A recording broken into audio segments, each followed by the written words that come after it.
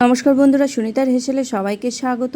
আজ আপনাদের সঙ্গে শেয়ার করব সম্পূর্ণ নিরামিষ এঁচোড়ের কালিয়া।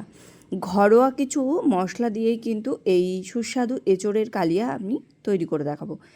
দেখুন, তার জন্য এখানে এঁচোড়গুলোকে বেশ একটু বড় সাইজে টুকরো করে কেটে পরিষ্কার করে ধুয়ে নিয়েছি। এবার এঁচোড়টাকে সেদ্ধ করে নেব। তার জন্য গ্যাসের উপরে একটা সসপ্যান বসিয়ে দিয়েছি, তাতে দিয়ে দিয়েছি পরিমাণ মতো জল দিয়ে ধুয়ে রাখা এঁচোড়টাকে দিয়ে দিয়েছি 1 চামচ মতো লবণ আর 1/2 চামচ হলুদ গুঁড়ো। লবণ হলুদ গুঁড়োটা দিয়ে এঁচোড়টাকে ভালো করে সেদ্ধ করে নেব।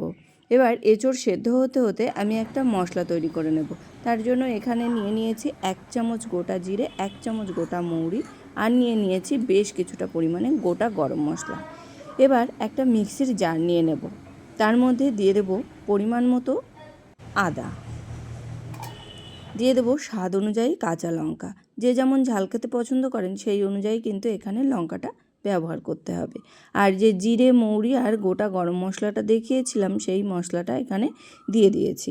এবার সমস্ত কিছু দিয়ে এই মশলার একটা পেস্ট বানিয়ে নেব। এদিকে দেখুন, আমাদের এঁচোড় কিন্তু খুব সুন্দরভাবেই সেদ্ধ হয়ে গেছে। এর থেকে আর বেশি সেদ্ধ করব না, তাহলে রান্না করতে করতে কিন্তু এঁচোড়টা ঘেটে যাবে। এবার এঁচোড়টাকে নামিয়ে জল ঝরিয়ে নেব। ওভেনে একটা কড়াই বসিয়ে দিয়েছি, তাতে দিয়ে দিয়েছি পরিমাণ মতো তেল খুব ভালো করে গরম হয়ে গেলে এর মধ্যে কেটে রাখা আলুগুলোকে প্রথমেই দিয়ে দেব।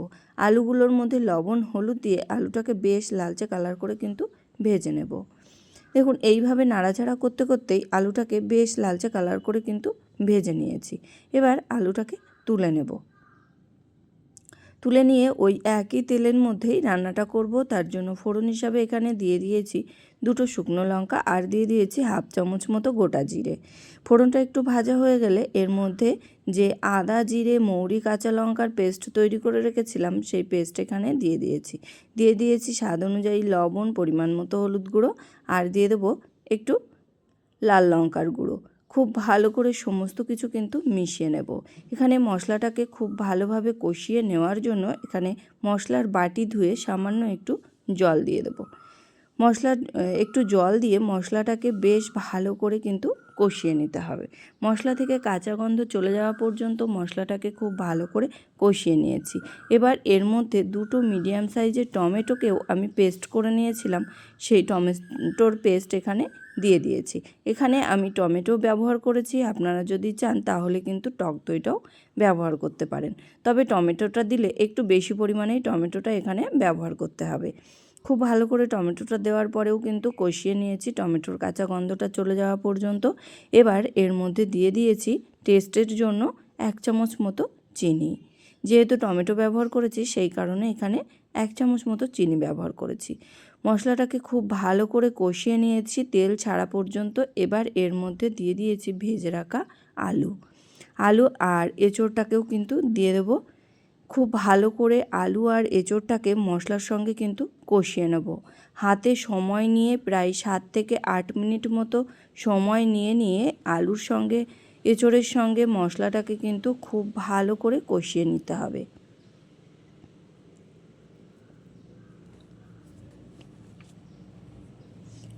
আলু এঁচোড় কিন্তু খুব ভালোভাবেই কষিয়ে নিয়েছি মশলার সঙ্গে। এবার এখানে পরিমাণ মতো জল দিয়ে দেব। তবে এখানে গরম জলটাই ব্যবহার করব, এখানে ঠান্ডা জল কিন্তু ব্যবহার করব না। যেহেতু এঁচোড়টা ঠান্ডা আছে আর গরম জল দিলে তরকারির টেস্ট কিন্তু ভালো আসে, সেই কারণে এখানে পরিমাণ মতো গরম জল দিয়ে দিয়েছি। জলটা দেওয়ার পরে কিন্তু খুব ভালো করে একটু মিশিয়ে নেব। মিশিয়ে নিয়ে এখানে ঢাকা দিয়ে রেখে দেব প্রায় 10 মিনিটের জন্য মিডিয়াম টু লো আছে। ফিরে আসছি 10 মিনিট পর। দেখুন, 10 মিনিট মতো ঢাকা দিয়ে রেখে দিয়েছিলাম মিডিয়াম টু লো আছে। এখানে আমাদের আলু কিন্তু খুব সুন্দরভাবেই সেদ্ধ হয়ে গেছে। একটু নাড়াচাড়া করে নেব। খুব ভালো করে একটু নাড়াচাড়া করে নিয়েছি। নাড়াচাড়া করে নিয়ে এর মধ্যে দিয়ে দেব 1 চামচ মতো ঘি। যেহেতু গরম মশলাটা আমরা আগেই ব্যবহার করেছি সেই কারণে এখানে কিন্তু আমি আর আলাদা করে গরম মশলাটা ব্যবহার করিনি। দিয়ে দিয়েছি কয়েকটা কাঁচা লঙ্কা। ঘি কাঁচা লঙ্কাটা দেওয়ার পরে খুব ভালোভাবে আবারও কিন্তু একটু মিশিয়ে নিয়ে প্রায় 5 মিনিট মতো একটু মিডিয়াম আঁচে ফুটিয়ে নেব। 5 মিনিট মতো মিডিয়াম আঁচে কিন্তু ফুটিয়ে নিয়েছি।